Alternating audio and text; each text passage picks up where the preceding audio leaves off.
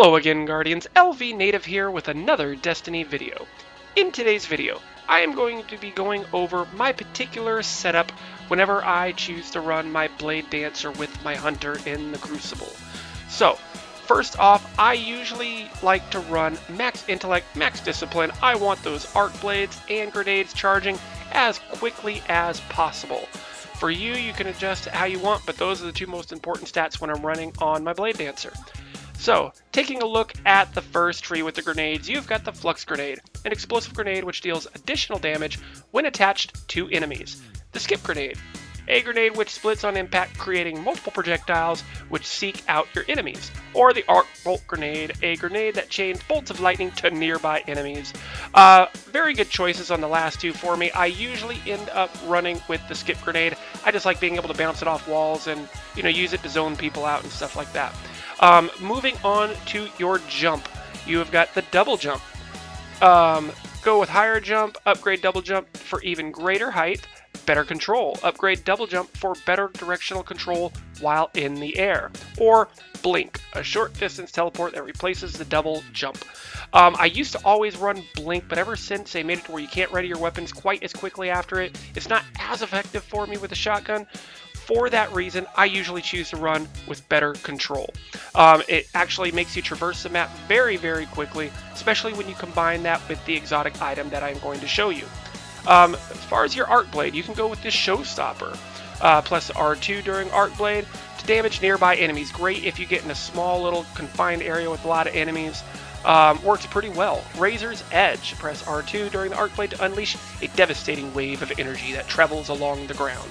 Or Vanish, completely disappear from radar for a little while and from sight. That's not bad if you're running a little ninja stealth build, but that's not what we're going with on this particular one. So for me, I usually like to run with the Razor's Edge. If you fall a little short, don't quite get the chance to kill them in time, they're a little ways in front of you. You just hit the R2, shoot that little lightning bolt energy at them, and get the kill and move on. That particular aspect of that ability has saved my life on multiple occasions when I know I don't have enough time to close the distance. Moving on to your Blink Strike.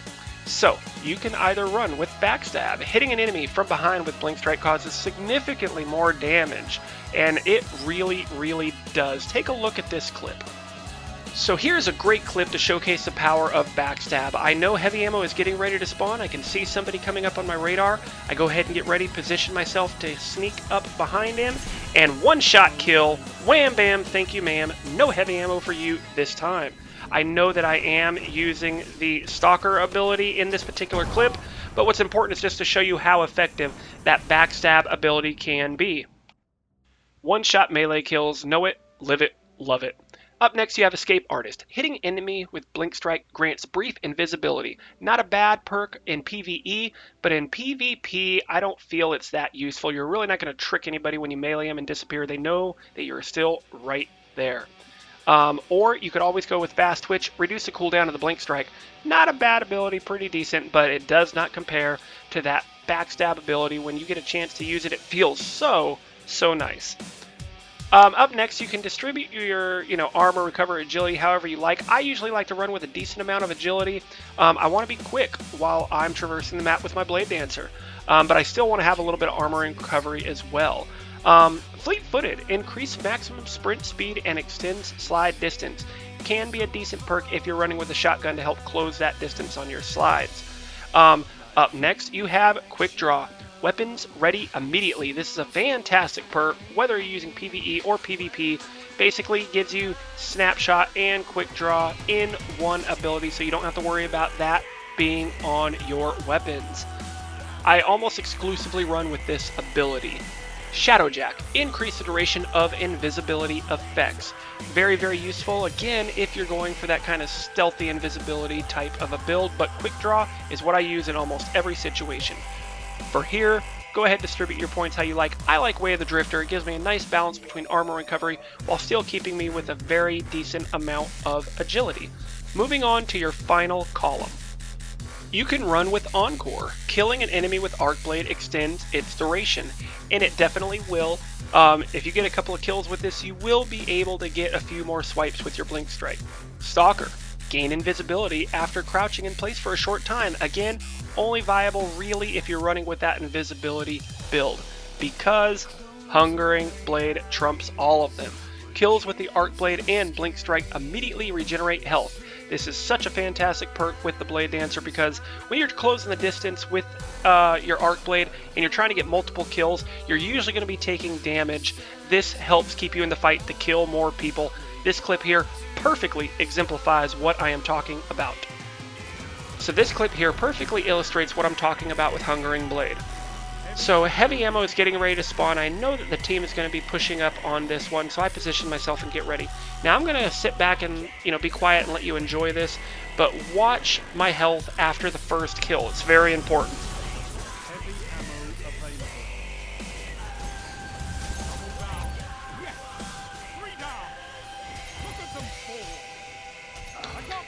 So as you can see, Shaq's greatly appreciated that. I got the Slayer, I got the team wipe.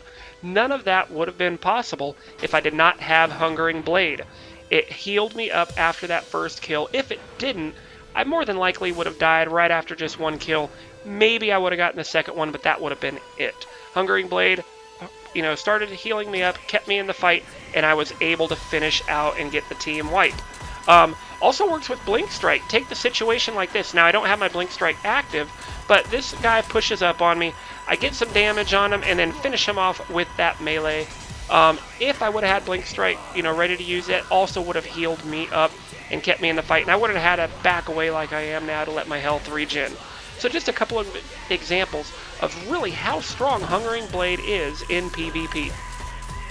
So you can see from that clip why I prefer Hungering Blade over any of the other perks in this column. It just is so much utility on keeping you alive and in the fight and allowing you to get more kills with your Blink Strikes and, of course, your Arc Blade.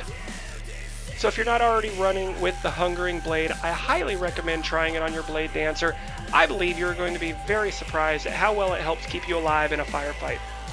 For your exotic armor piece, guys, you have a couple of good options. One that I always used to run with are the ATS-8 Tarantellas. It's going to reduce the cooldown of your Arc Blade as well as your Arc Grenades. Very fun to use. I used to get 1 or 2 extra supers in a match, and I had a lot of fun with it. That is, of course, until I discovered the power of the Bones of Io. Now, at first glance, these do not look like anything that are that spectacular. Upgrade double jump with an additional jump. Big deal, right? Yeah, I thought so too. Until a friend of mine suggested that I, stop using Blink, try the better control, and then equip the Bones of Io, and then for me to tell him what I thought about it. Ladies and gentlemen, what did I think about it? I don't use Blink anymore, period. That better control gives you that extra little speed bump, when you do that second jump. With your Bones of Io, you can now do that another time. And it increases my mobility so much more. I feel that I'm a lot more versatile, when I'm in a match. I can traverse the map quicker to get from point A to point B in, no time if I need to. It allows me to close the distance on people if I need to with the shotgun.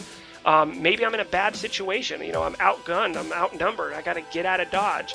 I'm able to do so pretty effectively with it as well. It's just all around great utility. If you haven't already tried that combo, please, I invite you, try it out for a couple of matches. Let me know what you think in the comment section down below. I think you're really gonna like how well they work. So that's going to wrap it up for this video. I hope that you found it, a little informative, maybe a little bit entertaining as well. Maybe you picked up something that you didn't already know about the Bladedancer. If so, fantastic. That's what I'm going for with these videos. Until next time, ladies and gentlemen, as always, thank you for watching. This is LVnative, and I will catch you in the next one. Hey there, everybody. Thank you so much for watching. Remember, if you like what you saw, drop a like, comment, and subscribe for more videos. Until next time, this is LVnative, and I am out of here.